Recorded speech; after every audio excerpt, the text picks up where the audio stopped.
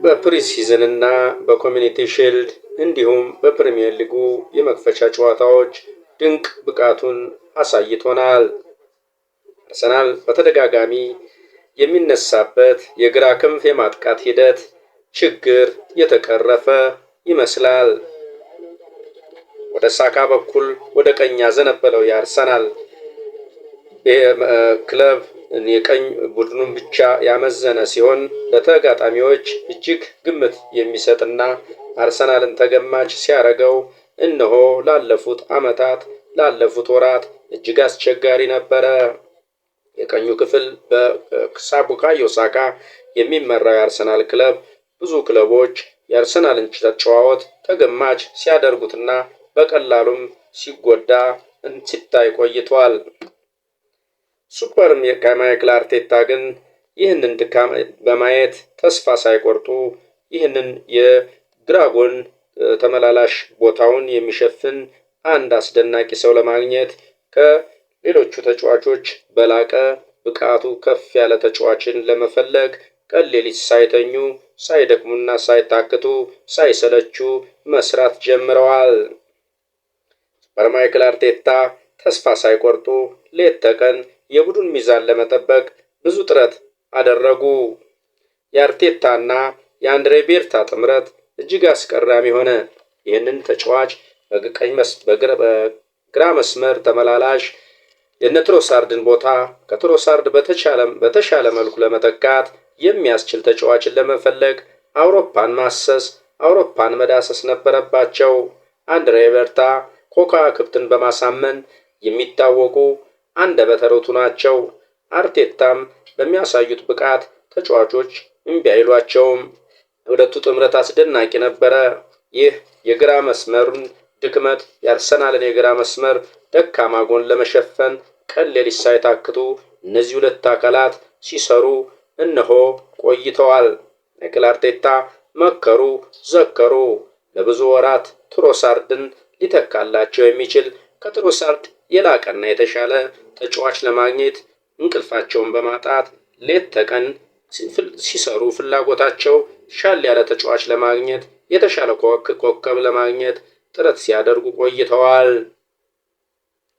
አንድሬ ቤርታም በጣም አስደናቂ ተጫዋቾችን የማዘዋወር ስልታቸውን በመጠቀም እነሆ የግራ መስመሩን ተከላካይና ተመላላሽ ለማግኘት ሌት ተቀን ከአርቴታ ጋር መስራታቸውን አላቆሙም። 17 ቁጥር ማሊያ ልክ እንደ ሳንቼዝ ለብሶ በልጅነቱ የሳንቼዝ አድናቂ ነበርኩኝ የሚለውን የቀኝ መስመር ተመላላሽ ለማግኘት ሌት ተቀን ጥረት አደረጉ። ድንቅና ብቃት ያለው ተጫዋች ነው። 1 ሜትር ከ80 ሳንቲሜትር ይረዝማል። ግሪካዊ ተወላጅ ነው። ድንቅ የግራ መስመር ተመላላሽ፣ የቡድኑን ሚዛን ለመጠበቅ ጊዜያቶችን ያልወሰደው ድንቁ ተጫዋች የ24 ዓመቱ ክርስቶስ ዞሊስ ይባላል። አርሰናል በ34 ሚሊዮን ፓውንድ በጣም በቅናሽ ዋጋ ምናልባትም በአሁኑ ሰዓት በ80 እና በ70 በመቶ ሚሊዮን የሚገመት ተጫዋች የእጁ አደረገ። ይህም የሚያሳየው የዝውውር ኮሚቴውን የዝውውር ስታፉን ብቃትና ጥንቃቄን የተመለከተ በመሆን ያሳያል። እጅግ አስደናቂ የዝውውር ሂደት ነበረ። በርካሽ ዋጋ አስደናቂ ተጫዋች ማግኘት በቀላሉ የሚታሰብ አይደለም። አንድ አይነት እንቅስቃሴዎችን የማያሳየው ይህ ተጫዋች የብዙሃነት ስኪል የብዙሃነት ቫራይቲ ቴክኒክ ያለው በተለዋዋጭ መጫወት የሚችል ከቀኝ ወደ ግራ ተቀይሮ በሴኮንዶች ውስጥ ታሪክን መስራት የሚችል ተጫዋች ብቃቱን ማሳየቱን ጀምሯል። ለተጋጣሚዎች ተገማች የማይሆን ተጫዋች ሆኗል። እጅግ ታታሪና ተጋዳላይ የሆነ ተጫዋች ነው። በግሪክ ውስጥ በምትገኝ ተሰሎንቄ በምትባል ቦታ ተወለደ። በታኦ ተሰሎንቄ ክለብ ጨዋታውን በሕፃንነቱ ጀመረ። የክርስቶስ ዞሊስ ቤተሰቦች ለስራ እንግሊዝ መጥተው ስለነበረ በሊቨርፑል አካዳሚ ውስጥ እንዲያስገቡት ጥያቄ በማቅረቡ በሊቨርፑል አካዳሚ የመለማመድና ትሬኒንግ የመስራት እድልን አግኝቶ ነበር። ነገር ግን ውጤታማ ሳይሆን ቀርቶ ሳይሳካለት ወደ ሀገሩ ወደ ግሪክ ተመለሰ። ተስፋ አለመቁረጥና ዓላማውን በድጋሜ በመውደቅም በመነሳትም ዓላማውን ለማሳካት ተስፋ የማይቆርጠው ጀግና አሁንም ወደ ሀገሩ ተሰሎንቄ ልምምዱን ማድረግ ቀጠለ።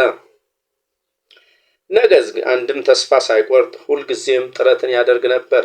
ታታሪነቱን፣ ጀግንነቱን የሚያሳይ የሚገርም ጥረትን በማድረግ እነሆ ዛሬ ደረሰበት ላይ ለመድረስ ችሏል። ተስፋ አለመቁረጥን የሚያሳይ በ19 ዓመቱ ኖሪች ሲቲን ተቀላቀለ። የእንግሊዙን ክለብ ኖሪች ሲቲን። አሁን በኖሪች ሳይሳካለት በድጋሜ ውድቀትን በማስተናገድ ሳይሳካለት ቀርቶ ወደ ሀገሩ በድጋሜ ተመለሰ። በሁለተኛው ዲቪዚዮን ወደ ጀርመን ፎርቱና ዱሰንዶልፍ በውሰት ተቀላቀለ። ከኖሪች ማለት ነው። በፎርቱና ዱሰንዶልፍ ራሱን በአካልም በቴክኒክም በብቃትም በአቅምም በመገንባት እጅግ ጠንካራ የሆነ ተጫዋች ሆነ።